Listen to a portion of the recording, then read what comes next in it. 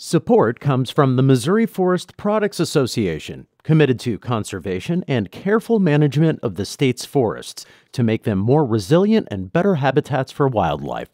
ChooseWood.com. From St. Louis Public Radio. This is St. Louis on the Air.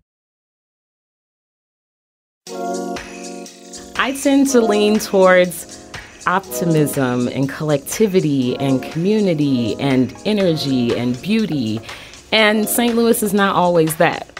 These tourist shots of the arch, or here's our beautiful Forest Park scene. We wanted to dive deeper and have that kind of artistic twist on it. We sing our own praises in the same breath as our vexations, a complexity so fragrant. Upon the air it can be tasted, a flavor dependent on which zip code you live in, sweet and optimistic, bitter survival of the fittest. We straddle this tension between raging mad and yo, it ain't that bad. I'm Sarah Fensky. For the last 8 years, Humans of St. Louis has brought your friends and neighbors to your social media feeds. They've crafted approximately 3,500 portraits and stories of St. Louisans, and in the process, they've amassed more than 100,000 Facebook followers. Now, some of the highlights from this digital project are taking physical form.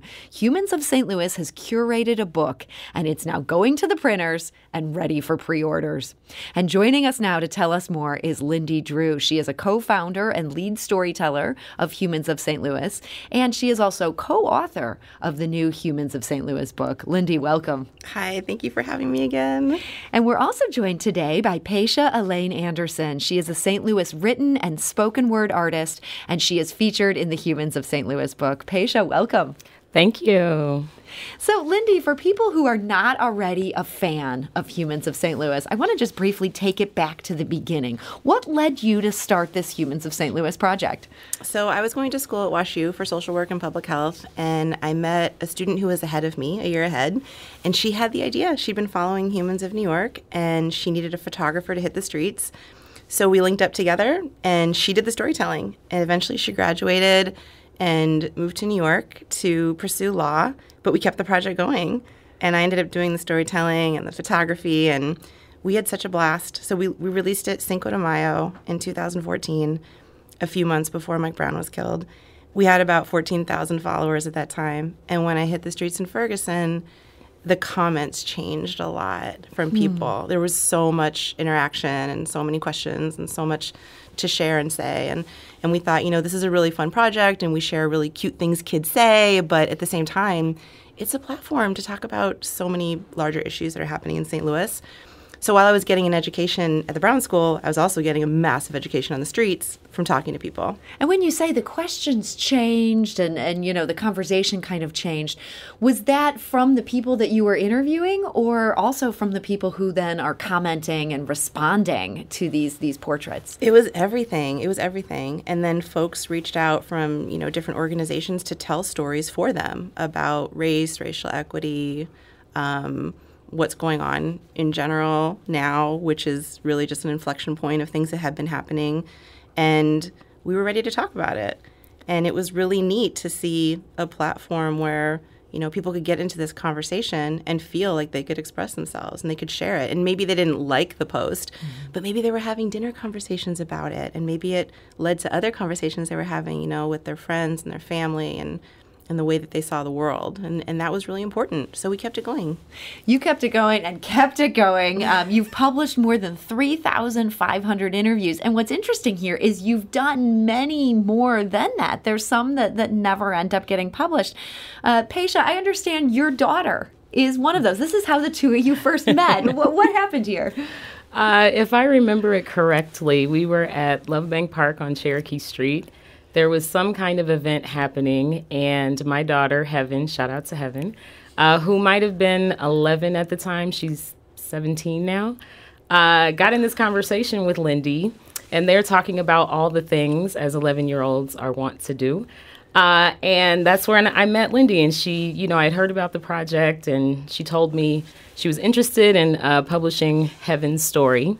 But one of the things that I really appreciated was afterwards, she demonstrated such care and said, hey, this is the story. Mm-hmm. This is the picture. This is what it looks like. Is this okay with you? And it wasn't. It was not. Wow. Because, mamas are mamas. And I just didn't feel like the content and the context was what I wanted for public consumption for my baby. And it's totally fair. And and that's what she said. You know what? She said, that's all right. And then she offered to, have another conversation or do another story. And I think that's kind of how we got in communication. The other story never happened, but the story of our friendship did. So it worked. Yeah. And then there was so much overlap, too, because I would go out to public events and see spoken word, and I'd see Pacia perform. And I was really moved by the poetry she was writing and the things that she was sharing. So I was kind of like paying attention. And with what I do, these interviews, I didn't know when there would be a chance to like share something on the creative level, like what Pacia was doing. So when this opportunity arose to be able to invite her onto the project, it was a great fit. And when you say invite her onto the project, Pacia wrote the poem that kicks off this book. Was this your idea, Pacia? I want to commission you to write a poem, or did you make sure that it was her idea? How did that go? So when we started to think about what the Humans of St. Louis book could be, I knew that I didn't want to do it by myself. I love getting the stories. I love talking to people one-on-one. I love sharing it with the wider audience. But making a book is so different than having the stories online. And so we decided to self-publish after wrestling with, do we go with a publisher? Do we outsource to a different state or whatnot? But it felt like there's people in St. Louis that can make this book. They're creatives. They live here. They work here. They know what life is like here. And we started to build a team. And so working with the other, editors on the project and some of the people who helped us run our Kickstarter campaign, when it got time to sit down and design the book, the teammates were like, you know what? We've always put storytelling first, and we always put the humans and Humans of St. Louis first. Let's not center who's behind the project in the book at the beginning. Mm-hmm. We can find a space to add that. But let's keep in line with this artistic endeavor that you've been doing, and let's use this real estate for the beginning of the page to give to somebody else so that they can, share the work that they do, and we can partner on this together. And that's what it's really felt like, a true partnership to make the poem that we're going to be including that Pacia wrote. Pacia, were you immediately on board for this? Yes, with reservation and hesitation. I was born in Alton, but I grew up in Springfield, Illinois. I always say I didn't grow up here, but St. Louis grew me up. So being a transplant, I had to kind of get over my initial, who am I to tell the story of this place, right? Even though I am rooted here, I call this my home. I've raised my daughter here. And so in the beginning, it took a little bit of convincing. And Lindy said something to the effect of, I can't think of anybody else that I would want to write this poem. And I was sold. And then here's access to what we have so far that we put together. Take a look at it. What do you think? It was very much step by step. Do you think that you could encompass what the team is looking for and what you want to say about this city that we're both transplants in, And that's how it started. And so, Pacia, you were able to look at maybe a very early draft of this book. Did that help you think about, okay, here's what this project is saying, here's what this city is, in a way that I'd imagine you'd thought about all these questions before? Did you find yourself thinking about them in a new way as you were leafing through this early draft? Oh, absolutely. And writing a poem that tells the story of stories. The challenge for me is first of all, poets write through the lens of our own experience. And my experience is I'm a Black woman mother that lives in Gravois Park, right? So one of the early challenges for me was to step outside of my own lens and encompass all of those different stories. The other thing is, as a poet, I tend to lean towards, optimism and collectivity and community and energy and beauty. And St. Louis is not always that. Mm-hmm. And so the second challenge was expanding my creative output to encompass all those things that don't exist within what people would call traditional beauty. You know, we think about our poetic ancestors like Carolyn Rogers and Gwendolyn Brooks and some that are still living, Sonia Sanchez and Nikki Giovanni, even Haki Madhubuti and Dr. Eugene B. Redmond, shout out to East St. Louis. And, you know, inherently it's in them to write about beauty and optimism and collectivity, but they also honor the responsibility of writing about struggle and oppression and resistance. And so the challenge for me was finding the balance in all of that. Who am I as a St. Louis resident through this lens of a Black woman mother? Who am I as a writer who likes flowers and optimism and collectivity? And then what is my responsibility to telling these stories and honoring the peoples whose stories are in the book that might not be what some would call pretty? Mm-hmm. And I'm really grateful to Lindy and to Tunde and all the different drafts, the multiple drafts. I think we were on 7 when we finally landed on a final. Yes. Wow. And they were extremely honest in saying, you know, this is great. Can we feel some more of this? Mm-hmm. And gave me the autonomy to exist within that. But we're really, really honest, because one of the things you find sometimes when people commission you, they don't want to hurt your feelings. It's like, oh, so, this is great. Yeah, it's like, could it be better? Exactly. So it was a great creative process. It was extremely helpful and accommodating. And I will say, in the summer of 2020, when there was a lot going on, we had some deadlines to meet, and I just wasn't feeling it. And there was even accommodation for that. Space offered and support. And so this sounds like a really great process. It was. And Lindy, I find myself thinking about what Pacia's talking about trying to balance that acknowledgement of the reality that is so much a part of Humans of St. Louis, with also the need for things not to be depressing, the need for elements of hope, and so much of the humor that kind of runs through the project. Was that hard, as you weren't just putting up, oh, here's this week's interview? You're actually trying to curate this into a book that doesn't stretch to 10,000 pages. Yeah, it was hard for like 2 reasons, and I'll connect it a little bit if I can to what Pacia was talking about, because when, you know, the pandemic hit, and this double pandemic of the BLM movement has been happening, Pacia's in a headspace of like, this is on my mind, like a lot of people. And, you know, we wanted her to be able to share from like the depths of her heart in this poem what that meant. And she was able to do that. But like she said too, flow in and out of like, I'm not going to belabor things too much because the whole book has to be represented, but this is so important that it has to be said. Mm-hmm. And she captures that. And she captures it in a way, I think, that is not my forte as a white woman and also as a photographer and a storyteller and a social worker.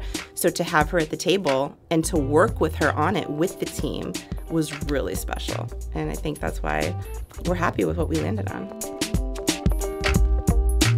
We do need to take a quick break, but we'll be back shortly to continue this conversation about the new Humans of St. Louis book in a moment. This is St. Louis on the Air on St. Louis Public Radio.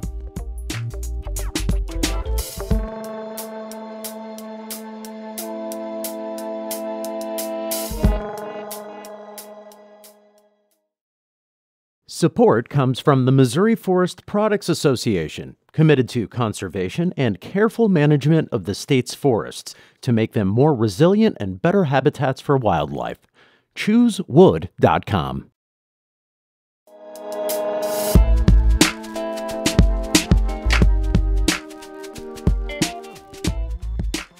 And now back to our conversation. Today we're joined by Lindy Drew, who's a co-founder and lead storyteller of Humans of St. Louis. That is now a book available for pre-order. We have all those details on our website, stlonair.show. We're also joined today by Pacia Elaine Anderson. She's a St. Louis written and spoken word artist. She's featured in the Humans of St. Louis book. Her poem kicks it all off. We've been talking about that poem, and we asked if Pacia would be willing to read an excerpt of it. She chose the excerpt that she's going to read now.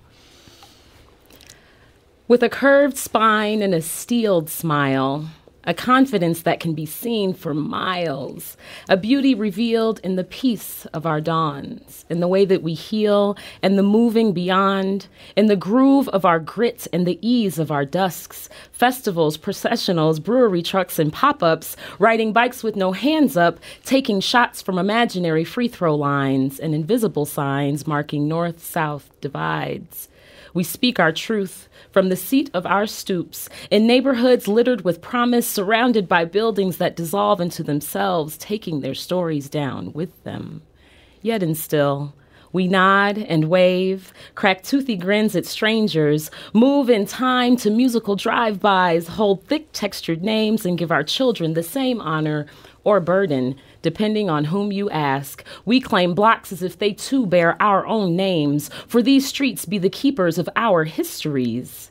We hang on the corners of our drawl, a cadence placed in our hard conversations, phrases abrasive and conversely gracious, from the very First Nations to Southern plantations, our language, the remnants of great migrations of old world pavements from Mississippi clay basins. We sing our own praises in the same breath as our vexations, a complexity so fragrant upon the air it can be tasted, a flavor dependent on which zip code you live in, sweet and optimistic, bitter survival of the fittest. We straddle this tension between raging mad and, yo, it ain't that bad.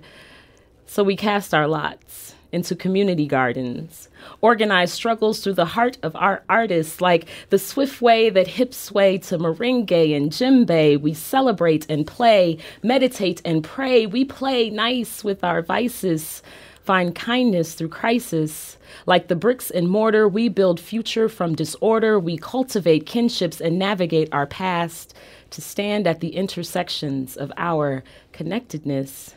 In the shared spaces that gather us, wearing capes that match our vigor, with a pride as deep and as wide as that river. Like an ancient brick mason, this pride lays the city's foundation, a calloused hand, beautifully rough. This pride takes pride in the making of us. Shout out to the whole St. Louis. Whoa. I got chills. I love it. I mean, it's so beautiful. And what I love most about it is I'm picturing actual images that could be Humans of St. Louis photos there. I mean, just so many, just such specific St. Louis images. Are all of those things that you just, so poetically just put into our heads now, are all these images that can also be found in this book? I would say yes. I would say yes. Perhaps not visually. Some of them perhaps just in the feel. Yeah. Right? So there may not be references to brick masons. Or a merengue dancer. I was wondering about the merengue dancer. That's not literal, but you're kind of hearing it in the air. Yes. And that was the goal. Less than putting specific images in people's minds, it's capturing the feeling. What does the city feel like on any given day? Mm-hmm. How can people find their own experiences in this work? And really, when we made the book, we worked on it we used stories from 2014 to 2020. And that's what we told Pacia of the body of work that we completed that might be in the book or just is Humans of St. Louis online. How do you share an intro, a story, the vibe for the city, the smells, the feel, so that people who read it will also feel like when they open it, they see a part of themselves. They hear their block. They can kind of reference a lot more, but then it would also be this teaser to then say, I want to turn the page. What else is in here? And hopefully when you go further deeper into the book, maybe you go back to the poem and you're like, I can see that clear connection. I found myself thinking about friends who haven't been here or haven't spent a lot of time here as I'm paging through this book, and I was paging digitally. I've only seen a proof at this point. But I'm thinking this is such a better introduction to what it's like living in St. Louis than any of these tourist shots of the arch or here's our beautiful Forest Park scene. This is like it's really the fabric of the city. Was that hard to get right as you're figuring out what to put in? Like, we need a little more of this and a little less of that push-pull. That's really nice to hear, because you've been one of the few people that has seen the book outside of the team now. I feel very special. It's exciting to hear, your feedback on it. We were definitely looking for things that weren't known as like typical St. Louis things that people boast about. Like, we all love the free things that are available in St. Louis. We all love the cuisine in St. Louis. We all love these things that we know about, but we wanted to dive deeper and have that kind of artistic twist on it. And what was nice, I think, let me know what you think too, Pacia, but like working on this book, because we decided to self-publish, there wasn't anyone ahead of us or above us saying, don't put that in there, it's too much, or that's too racy, or we're going to drive viewers away if we do that. The point of having this team was to bring all of our identities and experiences to the table to say, this is also my St. Louis, and people are going to feel that, when they read the poem, when they read the book, when they read the afterword and whatnot. That's our hope. Yeah, that there's no, book editor who's not already part of your team who can take that away from you. This is not St. Louis. It's like you decide what St. Louis is. Your team decides what St. Louis is. Yeah, what do you think, Pacia? I agree. I'd agree. One of the things that I thought was also really beautiful was in the middle of the book that divides the beginning of the book to the second half is another poem, and it's by a young woman named Pacia Adero. Hey, Pacia. Hey, Pacia. Pacia was our inaugural Youth Poet Laureate back in 2016, and she had written this beautiful poem about the Del Mar Divide. And when you were talking about goodness and beauty, oftentimes people don't want to talk about challenge and struggle and resistance and oppression and people's experiences being different depending on what side of the street that you stand on. And that's a reference to one of Pacia's lines in her poem. And so I thought it was very beautiful that Pacia's work was able to symbolically and literally represent this divide.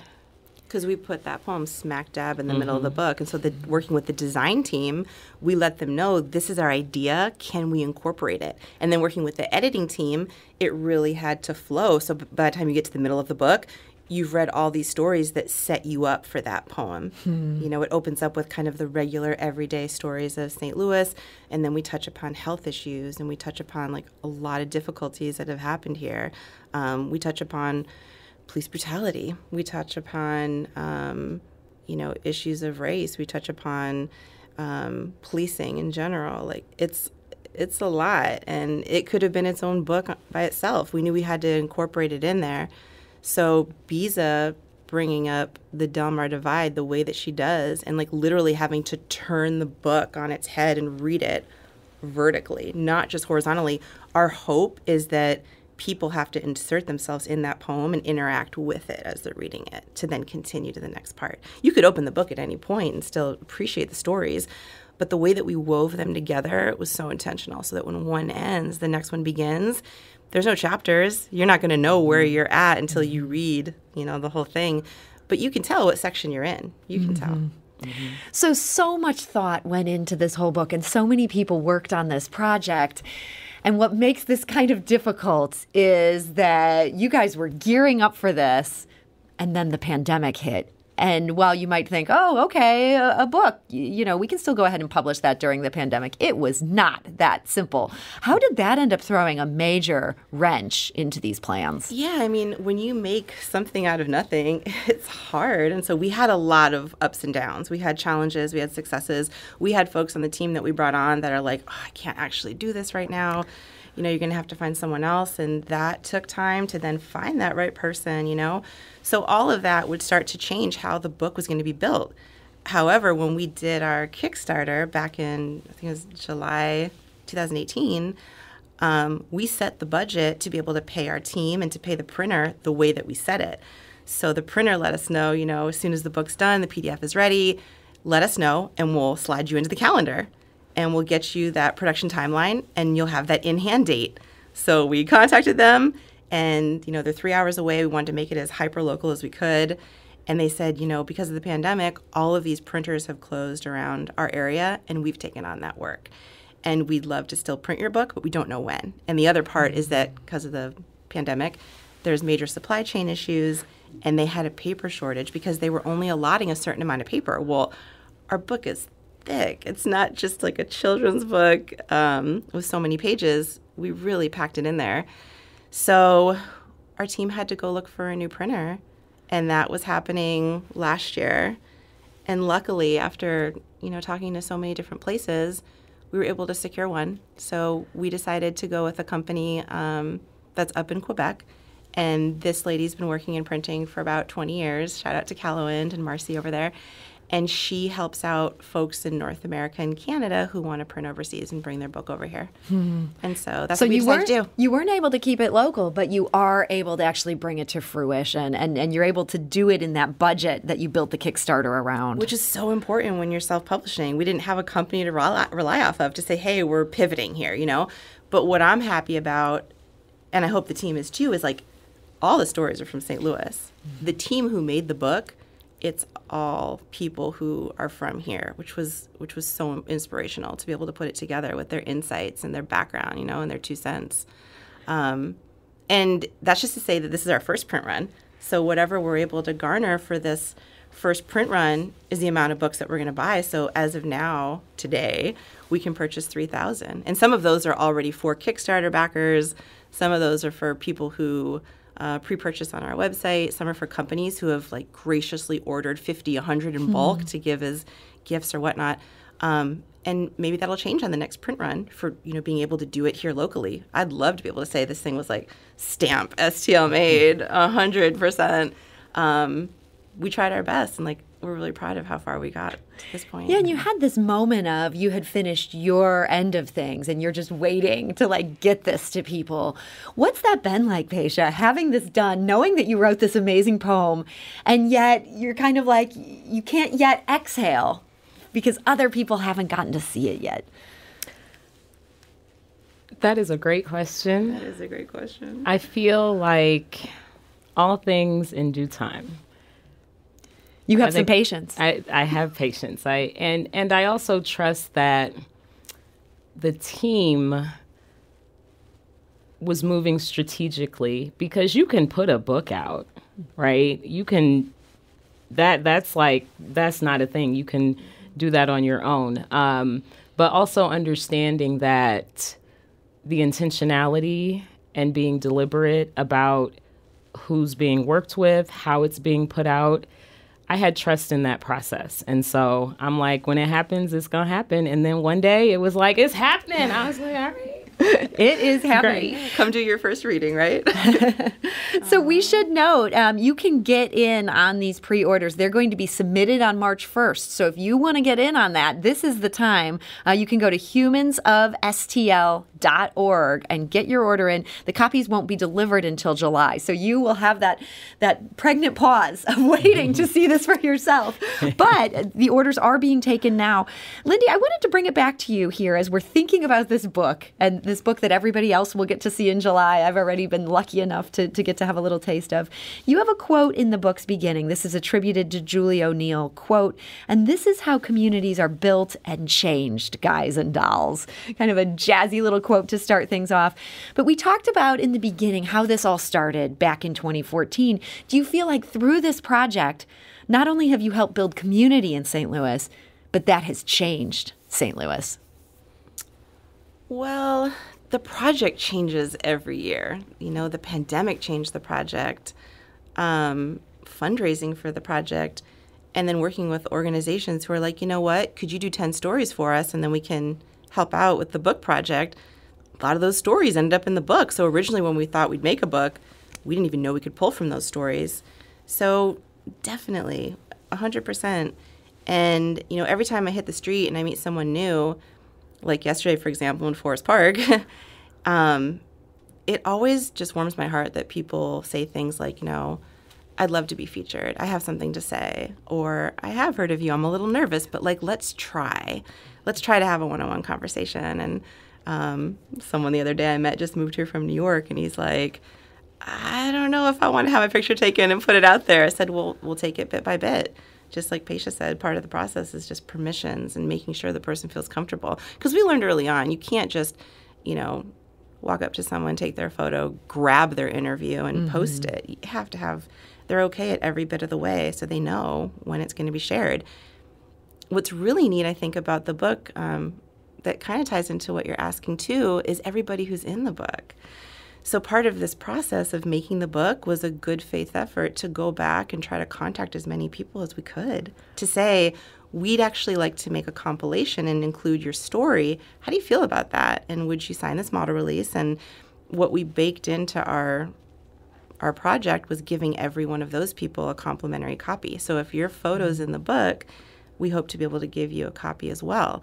And as they start to get these updates about when the book's coming out, they're reaching out saying, are you going to have a panel talk? I'd like to be a part of that.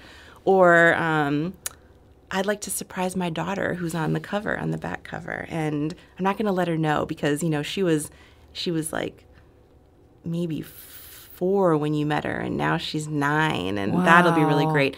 We have a lot of people in the book also, unfortunately, who have passed away. And so we have a tribute page at the back to say, thank you for sharing your stories with us at this time.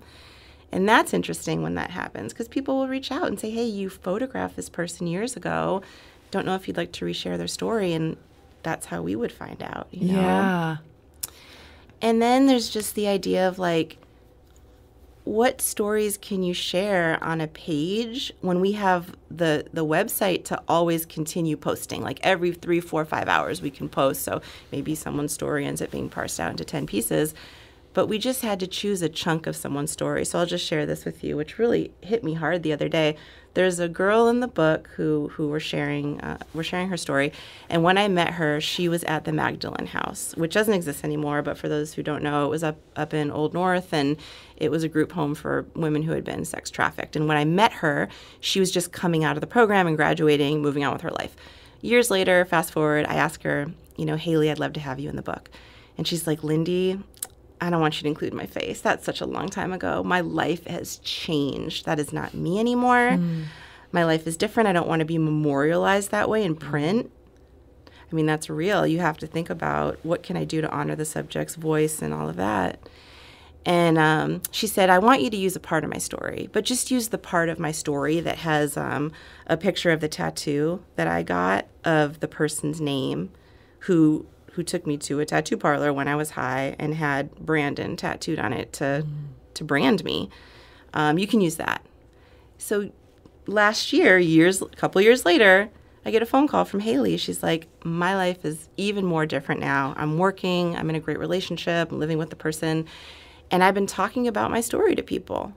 And they've encouraged me to write my own book. And I'm ready. And I want to. Where do I start? So we're having this conversation, and I'm like, Haley, this is amazing. And, what's interesting is that I didn't write this book.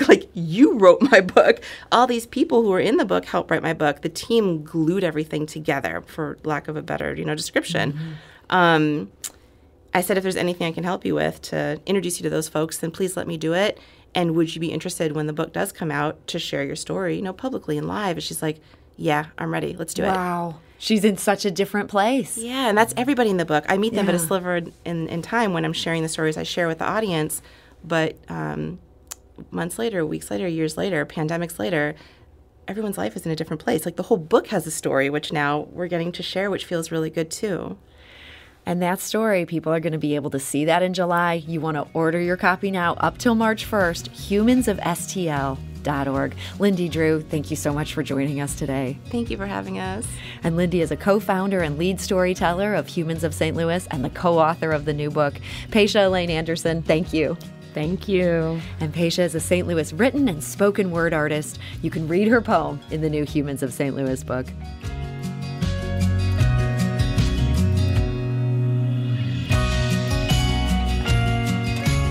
This episode was produced by Emily Woodbury with audio engineering and podcast design by Aaron Dorr. Our executive producer is Alex Hoyer. St. Louis on the Air is a production of St. Louis Public Radio. Understanding starts here.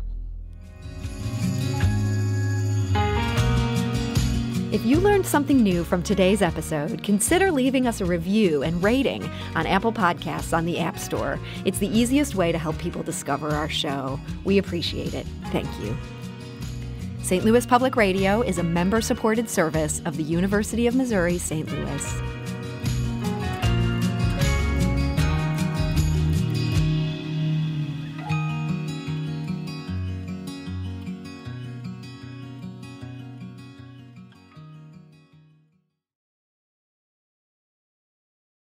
Support comes from the Missouri Forest Products Association, providing more than 41,000 jobs in the production of wood pallets, railroad ties, white oak barrels, hardwood floors, and more.